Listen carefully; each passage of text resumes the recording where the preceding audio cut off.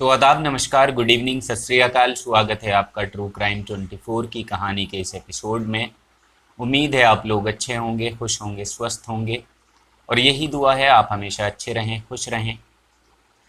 कहानी शुरू करूं उससे पहले आपको बता दूं, किसी भी घटना को आप तक पहुंचाने के लिए उसकी रिसर्च करने में हमें काफ़ी वक्त लगता है, 6 से 7 घंटे लग जाते हैं।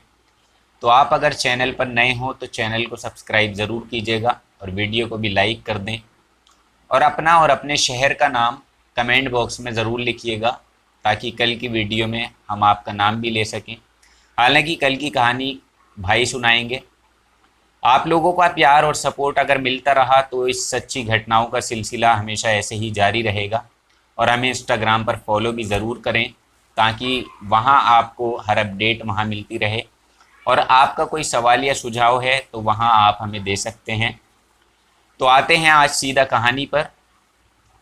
आज की इस वीडियो में हम आपको एक ऐसी खौफनाक दास्तान सुनाने वाले हैं, उत्तर प्रदेश के ज़िला मुजफ्फरनगर की एक ऐसी घटना से रूबरू कराने वाले हैं जिसे सुनने के बाद आपके भी पैरों तले ज़मीन खिसक सकती है और आप भी ये सोचने पर मजबूर हो जाएंगे कि इतनी आबादी वाले माहौल में आखिरकार ऐसा काम कैसे हो जाता है, इस तरह के जुर्म क्यों दिन ब दिन पनप रहे हैं।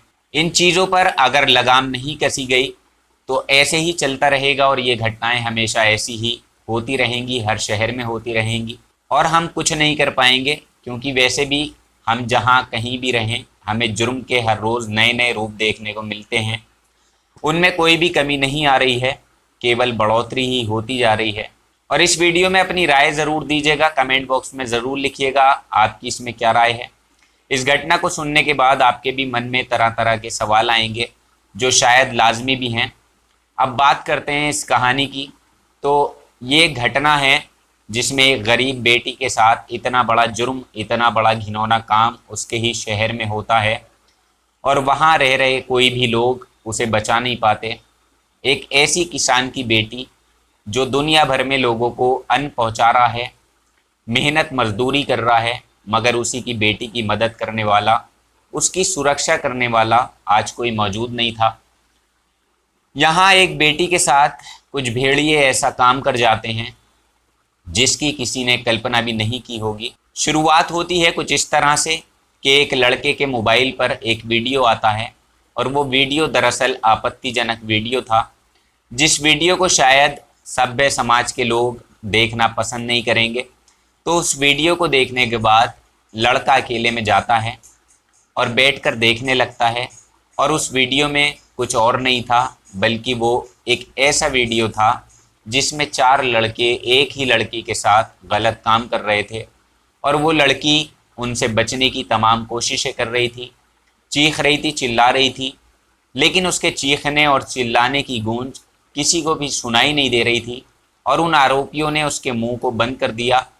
मगर फिर भी उसने पूरी हिम्मत से उन लोगों से बचने की हर तरह की चंद कोशिशें की, उनसे हाथापाई की, मगर वो क्योंकि 4 लोग थे और लड़की अकेली थी इसलिए वो ज़्यादा कुछ नहीं कर पाई, उनके चंगुल से बच नहीं पाई। और देखिए, जो ये वीडियो जिस लड़के के पास आता है, जो इसको बैठकर अकेले में देखता है, तो वीडियो को देखते ही देखते उसकी नज़र कुछ ऐसी चीज़ पर पड़ती है जिसकी शायद उसने कभी कल्पना नहीं की हो, सोचा ना हो। और वो ये था कि दरअसल वो लड़की कोई और नहीं बल्कि उसी की अपनी सगी बहन जैसी दिख रही थी। हालांकि वीडियो में ठीक से दिखाई नहीं दे रहा था, तो उसने वीडियो को जूम करने की कोशिश की और करीब से जानने की कोशिश की कि ये सच में है या नहीं। लेकिन जैसे ही उसे चेहरा पहचान में आया, जैसे ही सच नज़र आया, तो वो उसकी बहन निकली। अपनी ही बहन को उस वीडियो में चीखते चिल्लाते हुए देखता है तो उसकी भी चीखें निकल जाती हैं और वो बैठकर रोने लगता है।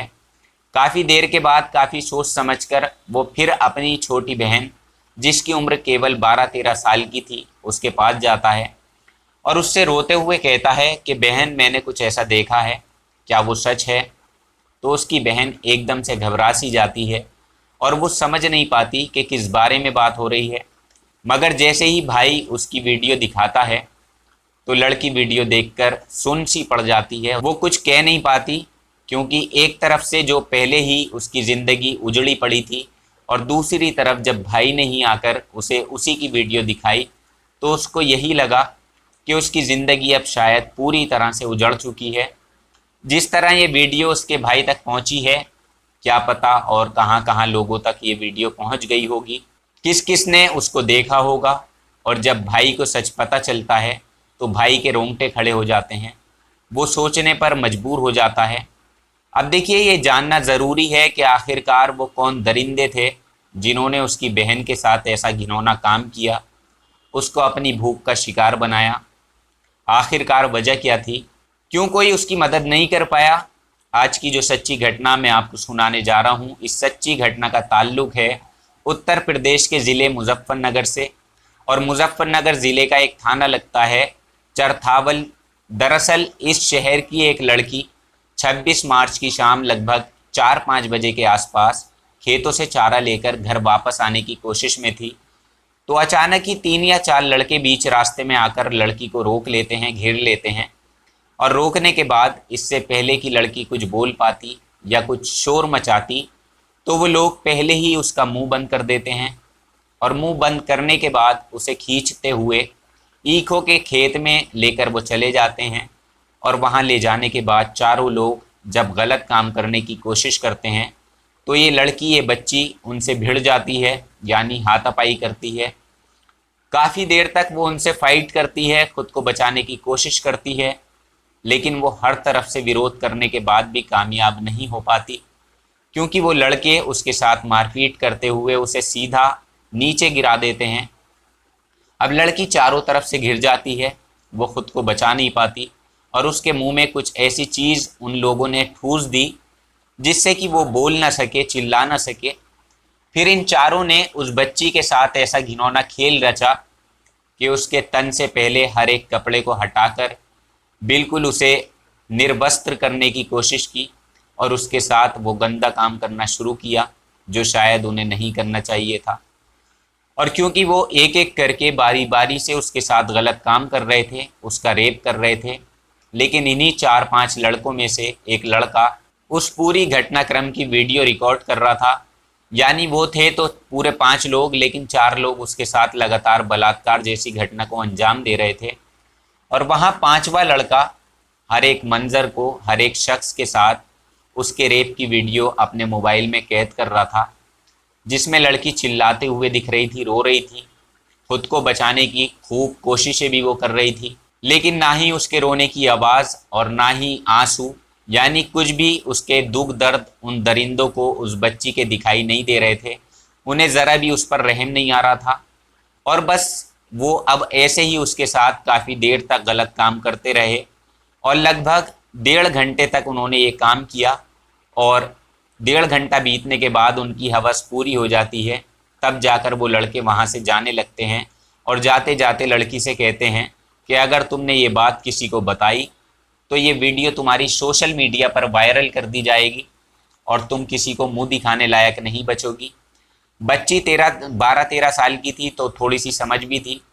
उन्होंने कहा तुम्हारी ज़िंदगी पूरी तरह से बर्बाद हो जाएगी और तुमसे कोई शादी नहीं करेगा। और लड़की उनकी इस धमकी से बहुत ज़्यादा डर जाती है, घबरा जाती है, उसकी समझ में कुछ नहीं आता, वो एकदम सहम सी जाती है। उसके सोचने समझने की शक्ति काम नहीं कर रही थी, क्योंकि उसे पता ही नहीं था कि आज उसके साथ खेतों पर कुछ ऐसा होने वाला है और ऐसी घटना घटने वाली है। वो बेचारी चारा लेकर घर तक पहुंच जाती है, लेकिन रात उसकी बहुत बेचैनी के साथ कटती है। पूरी रात वो बेचैन रहती है, उसे नींद नहीं आती और पूरी रात उन लड़कों के ख्याल उसके दिमाग में घूमते रहते हैं। लेकिन उन लड़कों ने कहा था कल भी तुम्हें इसी वक्त पर यहाँ आना है, अगर तुम नहीं आओगी तो ये वीडियो हम सोशल मीडिया पर वायरल कर देंगे, सब लोग इस वीडियो का मज़ा लेंगे और सब तुम पर हंसेंगे।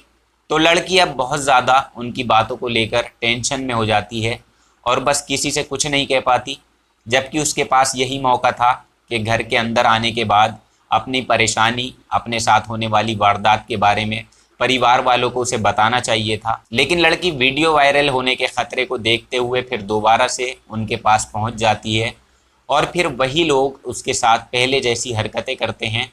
यानी फिर से ये सिलसिला दोहराया जाता है, एक एक करके लड़का सामने आता है और बारी बारी से उसके साथ बुरी तरह से रेप करते हैं।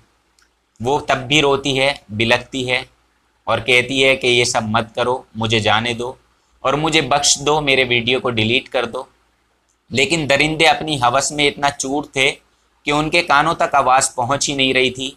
उन्हें ज़रा सा भी बच्ची पर रहम नहीं आ रहा था, तरस नहीं आ रहा था। और देखते ही देखते वो दिन भी निकल जाता है और फिर अगले दिन लड़की को बुलाया जाता है। फिर से लड़की उनके पास पहुंच जाती है। लेकिन लगातार जब 3-4 दिन तक ऐसी ही होता रहता है, तो इसी 3-4 दिन के बाद यानी कि 29 मार्च के आसपास उस लड़की का वीडियो सोशल मीडिया पर अचानक से वायरल हो जाता है।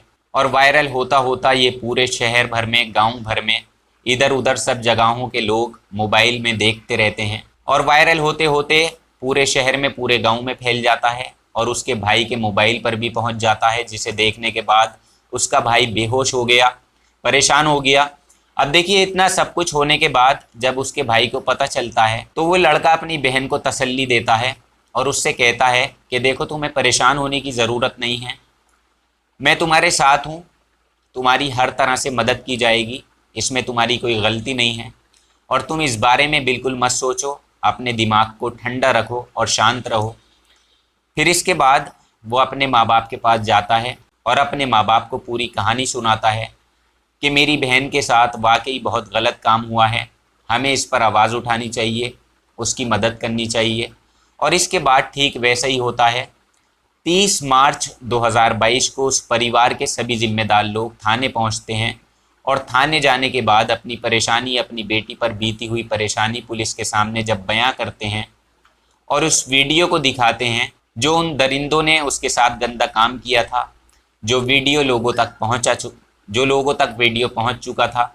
और जब पुलिस इस वीडियो को देखती है तो पुलिस भी देखकर हरकत में आ जाती है, यानी पुलिस गंभीरता से एक केस का खुलासा करने लग जाती है और जगह जगह हर गलियों में उन आरोपियों की फ़ोटोग्राफ चेहरे के हिसाब से शिनाख्त करने के लिए उनके पोस्टर हर जगह लगवा देती है, ताकि लोग जहां कहीं भी उनको पहचाने, तुरंत पुलिस को खबर मिल सके। और आखिरकार यही होता है जब पुलिस को पता चलता है कि उनमें 3 लोगों की पहचान जल्दी हो जाती है, जिनमें से एक का नाम होता है सादिक, दूसरा नवेद और तीसरे का नाम जावेद। और साथ ही एक लड़का और था, उस वीडियो में पूरी तरह से दिख नहीं रहा था, उसका चेहरा साफ नज़र नहीं आ रहा था। लेकिन अखबारों में लगातार ये खबर जब सोशल मीडिया पर तेज़ी के साथ दौड़ती है तो पुलिस और ज़्यादा मामले को गंभीरता से लेती है, पुलिस और हरकत में आती है और फिर लगातार जहां वो लोग मिलते जुलते हैं, जहां रहते हैं, उस एरिया में दबिश देकर पुलिस उन आरोपियों को जल्द से जल्द गिरफ्तार करने की कोशिश में जुटी रहती है। तो 5 आरोपियों की शिनाख्त हो जाती है और फिर पुलिस के हाथ वो लग जाते हैं। फिलहाल आरोपियों के खिलाफ गंभीर धाराओं में मुकदमा दर्ज कर लिया गया था और पुलिस अपनी पूरी कोशिश के साथ उस बच्ची के परिवार वालों से कहती है, हम इन दरिंदों को कड़ी से कड़ी सज़ा दिलाकर रहेंगे। हालांकि फ़िलहाल 30 मार्च 2022 को उनको जेल भेज दिया गया था और इसके बाद जब लड़की का मेडिकल चेकअप कराया जाता है तो वहाँ से ये साबित हो जाता है उसके साथ इतना गंदा काम हुआ है जो इन 5 लोगों ने मिलकर किया था। तो देखिए, जब पीड़िता अपनी आप बीती बताती है तो हर किसी के रोंगटे खड़े हो जाते हैं। जो भी ये सुनता है वो बर्दाश्त नहीं कर पाता। और देखिए, जो भी ये लड़के थे, सादिक, नवेद और जावेद, ये तीनों पास के ही गांव के थे, कुल्हाड़ी के रहने वाले थे। और जब वहाँ के लोगों को ये बात पता चलती है तो उन्हें भी वाकई तकलीफ़ होती है, क्योंकि उनके भी घर में, उनके परिवार में बहन बेटियाँ हैं। और हैरान करने वाली बात तो ये है कि वो लोग सिर्फ घर से निकलते ही इसलिए थे ताकि आज मज़े लिए जा सकें और वो हमेशा इन चीज़ों की तलाश में रहते थे। लेकिन जो उन्होंने किया उसकी कड़ी से कड़ी सज़ा उन्हें मिल रही है और ऐसे दरिंदों को कोई भी हक नहीं है कि वो समाज में रह सकें। तो आज के एपिसोड में इतना ही। कल आपसे फिर मुलाकात होगी किसी नई कहानी में। तब तक आप अपना ख्याल रखें, अपनों का ख्याल रखें, सतर्क रहें, सुरक्षित रहें, सावधान रहें। कल फिर मुलाकात होगी। जय हिंद, वंदे मातरम।